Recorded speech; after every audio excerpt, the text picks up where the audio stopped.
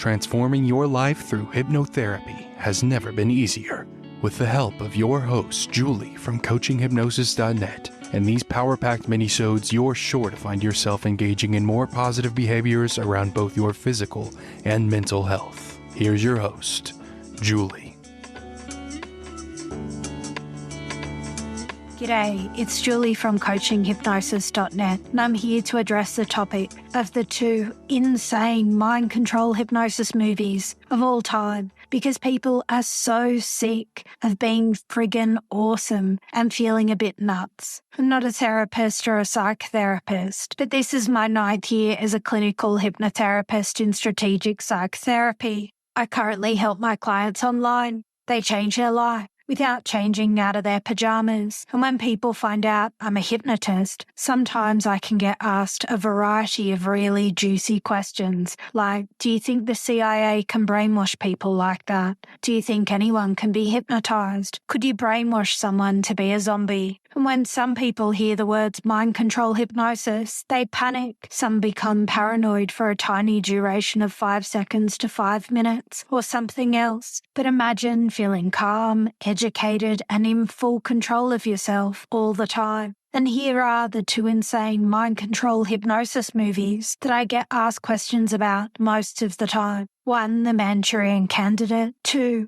Born Identity. And if you're not familiar with either of these movies, they are fabulous movies dancing around the topic of mind control. And as a listener, you deserve to know the truth of what hypnosis can and can't do. I don't know if you're familiar with the movie The Manchurian Candidate with Denzel Washington and Meryl Streep, the story of Raymond Shaw, who was a war hero during the Gulf War. He uses his military reputation to rise to the ranks of politics. However, soldier Bennett Barco, Denzel Washington, doubts the incident ever occurred in the Gulf War. In the movie, the soldiers are brainwashed with electrodes strapped to their heads and they're asked to shoot each other. And people ask me, is that possible? As an organic hypnotherapist who doesn't use any electrical devices, I could never make that happen because the United States soldiers have the best training in the entire world. They bond so strongly as a team, they simply couldn't turn on their own kind. But I could insert false memories into civilians and make them believe they were war heroes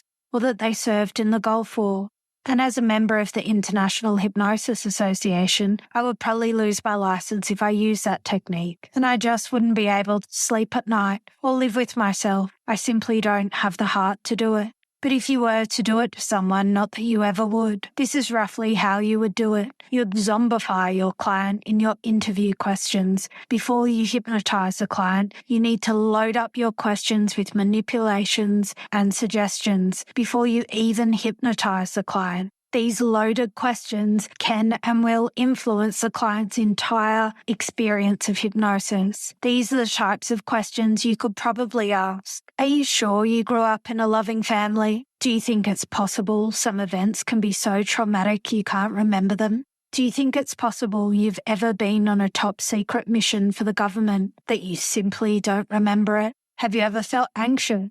Have you ever not been able to sleep well? And these questions are not nice. They are, so what abundant future would you like to create for yourself? How much fun, loving, healthy energy would you like to feel in your body by the end of this session? Would you like it to be 5 out of 10, 10 out of 10, or would you be ecstatic with an 8 out of 10 because you deserve to live to your full human potential? And I don't know if you've ever seen the movie Born Legacy. It's about the creation of super soldiers, and all the world's best scientists work in a secret lab to hide the special secret soldier formula. And because the project must end, an assassin is brainwashed, sent to the lab where they lock the door and assassinate every single one of the scientists. And people want to know, is that possible? And it reminds me of a sketch by the British comedians Monty Python's Flying Circus. It's called The Kamikaze Scotsman, and it's a comedy where the Queen starts the first regiment of the Kamikaze Highlanders program, and it's so successful that the numbers of the soldiers have dwindled from 30,000 to less than a dozen in a matter of 3 weeks. All of the regiment put themselves into a trance and commit the ultimate sacrifice for the Queen. You only need to look at history at the Japanese kamikaze, where 6,000 were trained to make the ultimate sacrifice. Because of financial reasons, Japan was unable to pay to train the pilots properly to sustain the war, so they resorted to the ultimate sacrifice. And what's even worse is the statistics. 85% of these missions were unsuccessful in hitting a target at all. Yes, it's possible to brainwash someone, but going off those statistics, you've got less than a 15% chance of pulling it off. It's the equivalent of being accepted to Harvard University. It's roughly the equivalent of having a hearing problem, becoming an astronaut,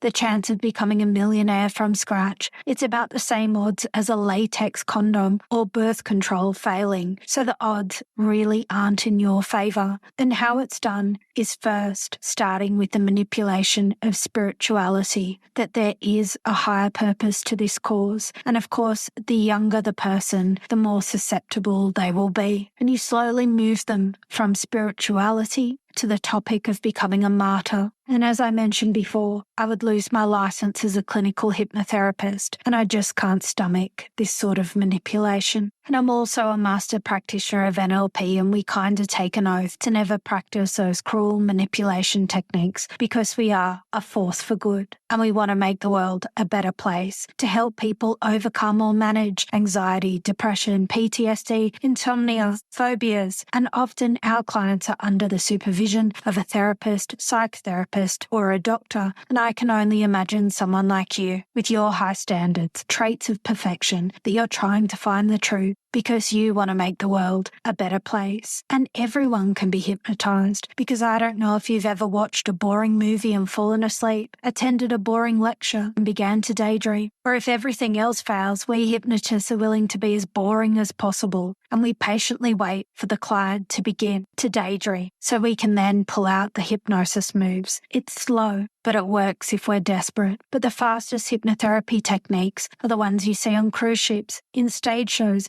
and those hypnotists are known for rapid inductions. And still to this day, the fastest way to hypnotize someone is known as the Elman induction. And this was traditionally done with doctors, because 50 years ago, people listened to doctors. Whatever they said, people did. Where these days, we shop around. We ask for several opinions. And the doctors used to wear a uniform. They had an air of authority about them. The patients were already in a submissive position. Back then, doctors were in full control of their patients. They could simply say to their clients, "In a moment, you will close your eyes and you'll feel deeply relaxed. Close your eyes now and open your eyes. And this time when you close your eyes, you're going to feel 10 times more relaxed. Close your eyes now, 10 times more relaxed. Open your eyes." And the patients would just do it and go into hypnosis. But the doctors knew if the patients closed their eyes, that was the ultimate sign. They were giving permission for the doctor to be in full control. They knew their patients were in it as soon as they would say, "Close your eyes." And it would take them about 1 minute to get their patients into the state of hypnosis. The world's fastest Elman way is not actually the Elman induction, but the Elman handshake. You walk up to someone and say, "I'm going to shake your hand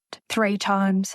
The first time your eyes will get tired and let them. The second time they'll want to close, let them. The third time they will close and you won't be able to open them." And if you Google the Elman handshake induction, you can watch people go under and into deep hypnosis within about 15 seconds because of the pattern interrupt. People expect their hand to be shaken. In a handshake, they don't expect you to not let go of their hand. These pattern-breaking tyrants who don't shake their client's hand put their clients into a tiny bit of shock and awe. But the world's fastest hypnosis induction is a snap induction, and that's way more shock than awe than a handshake. And you can Google Darren Brown perform a snap induction in about 3 seconds. He looks like he's about to shake someone's hand, then he touches the subject's forehead like a dramatic evangelist preacher, and the subject falls to the floor. So what if the next time you watched an insane mind control hypnosis movie and thought differently? But what if you didn't? The choice is yours.